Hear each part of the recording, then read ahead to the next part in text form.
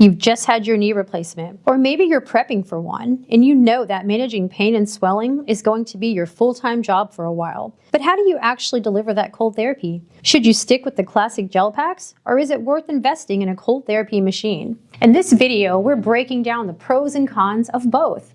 We're going to show you why a hybrid approach might actually be the secret to your best possible recovery. So let's jump right in. So let's take a look at our two contenders. On one hand, we have the gel packs. These are your high-tech ice packs that are reusable and filled with a gel that's moldable. They may come in a rectangular shape, but for a knee, you usually want the ones with Velcro straps so that they don't slide off the moment you move. Then we also have the ice therapy machines, which look similar to a cooler. You fill them with ice and water, and then a specialized motor circulates that chilled water through a special pad that's wrapped around your knee.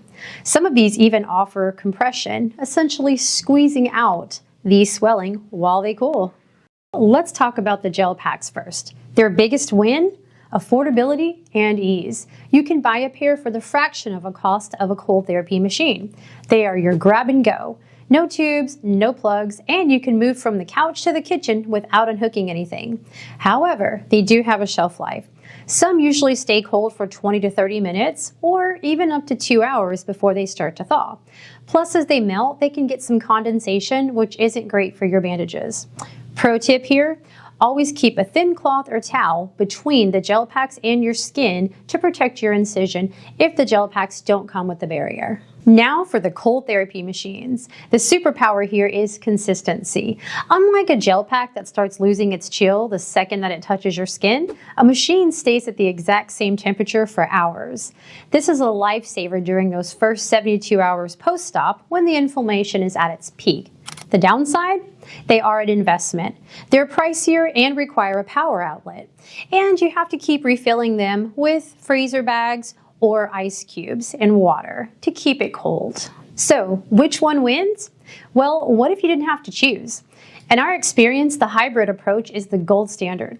During the first week of recovery, use the cold therapy machines as your primary tool, especially after PT or in the evenings when you've settled in. But keep those gel packs in the freezer as your backup. They are perfect for a quick 20-minute hit of cold while you're eating lunch or when you need to ice a specific hot spot that the machine's pad might be missing. And as you get more mobile, you'll find yourself reaching for those gel packs more often for the convenience.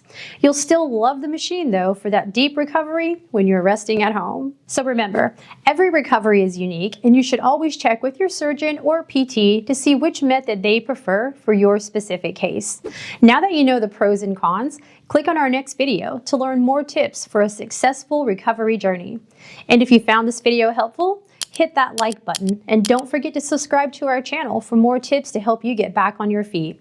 Thanks for watching, and as we like to say around here, let's get back to living.